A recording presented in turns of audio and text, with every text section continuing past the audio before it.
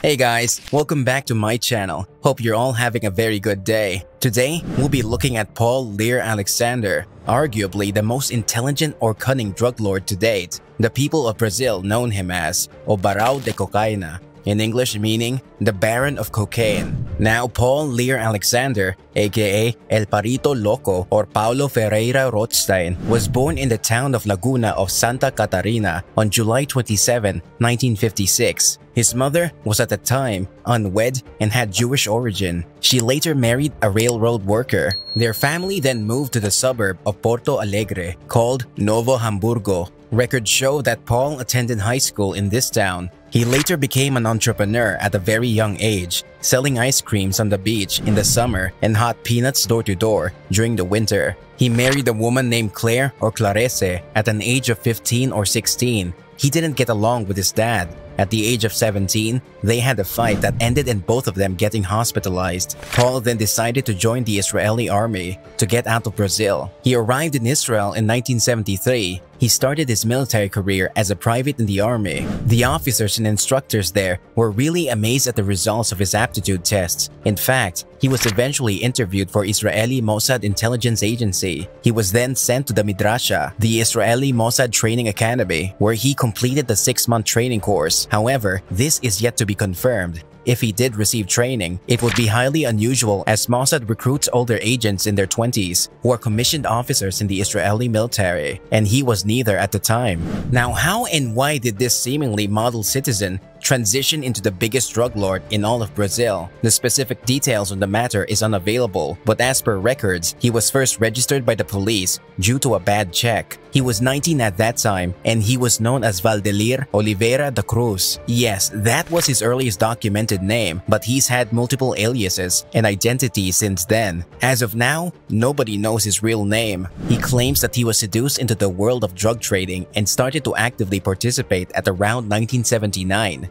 Again, these claims can't be proven because there isn't enough data available on the matter, and he kept to himself for the most part. During the mid to late 1980s, he bought a house in North Miami Beach and maintained close ties with the CIA. It was around this time that he divorced his first wife, Claire, and became involved with another woman named Erica, a dancer on television. Now, Erica came from a poor family. Her father was a sergeant in the state of Rio de Janeiro prison service. She later married Alexander and had 2 children with him, Tiffany Alexander and Joseph Matthew Alexander. What set Paul apart from the rest of the dealers was his brain. He was a master of lies and deception. He was actively involved in the drug shipments when he simultaneously proposed a partnership with the civil and police delegates in Rio. It was arranged that he would provide information on the shipments and in return would keep half of what was seized. This agreement, however, flopped in 1990 and as a result, put him in the US authorities' blacklist. Meet Jerry Speziali. He was an agent of the Drug Enforcement Administration, or DEA. It is pretty much impossible to talk about Paul without mentioning Jerry. Now, Jerry felt lost in the newly formed DEA task force in New York. He spent most of his time trying to find loopholes to reach cartels without success. He was digging through the agency's files when he came across the name Paul, who was listed as an informant. Further investigation revealed that Paul, while working as an informant for the DEA, orchestrated a corruption scheme with the Rio de Janeiro police and, at the same time, negotiated with the Colombians. When the scandal broke, he fled to Miami, and this has ended with him on the DEA blacklist. Paul was chilling on his Miami mansion when he received a call from Jerry. He had an offer to clear Paul's name, but on the condition that he helps the DEA. Paul replied almost a month later with his willingness to enter into a deal. Paul Lir then explained to Jerry how trafficking worked. The cartels, he explained, were a complex association of drug dealers compartmentalized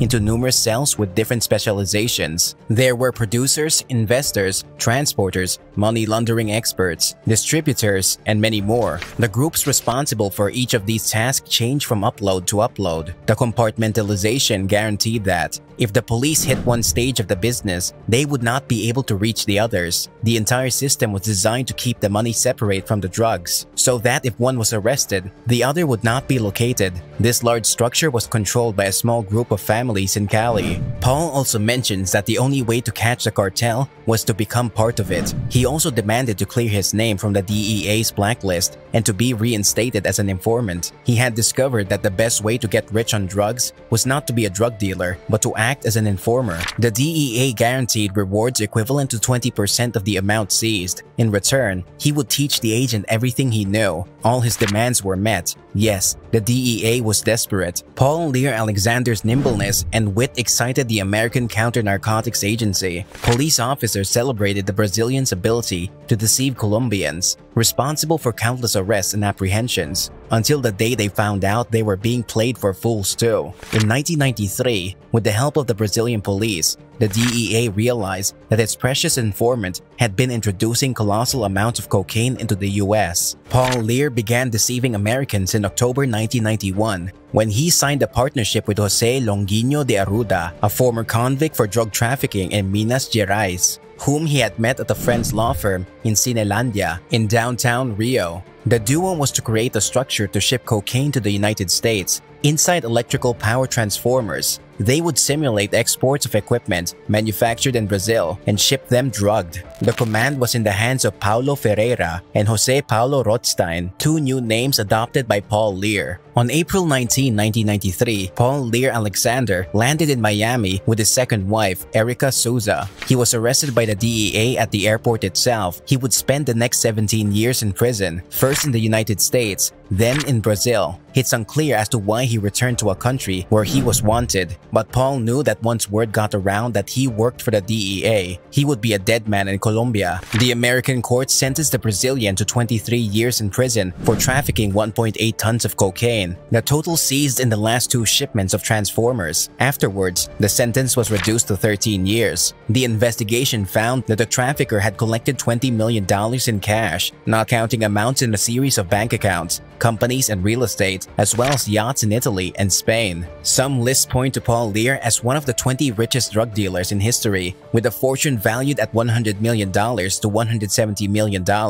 Paul Lir had been in prison for a decade when he came back into the spotlight over the publication of DEA agent Jerry Speciale's book. In the work, the policeman revealed his collaboration with the Brazilian and told how, using what he had learned from Paul Lir, he continued to carry out operations, seize tons of cocaine, and arrest drug dealers. Well, Paul didn't really like to be portrayed. He sent word that he would kill Jerry and his family. In 2005, Paul Lir was extradited to Brazil to respond to prosecution for international trafficking in Minas Gerais. He stayed until March 2006 in the federal police prison in Belo Horizonte. In May, he was sentenced to 42 years in prison by the 9th Federal Criminal Court and transferred to the Nelson Hungria Penitentiary in Contagim. He appealed and managed to reduce the sentence to 27 years and 9 months. Until January 2037, he was confined to an individual cell measuring 2 square meters, with TV and radio in an exclusive wing for those convicted by the federal courts. And in August 2010, Paul Lir Alexander, one of the biggest drug traffickers known, escaped from prison and never to be seen again. His whereabouts are still a mystery. Relatives and friends who had contact with him by phone in the days following the escape agreed on one point: Paul Lir would have fled with his then-girlfriend,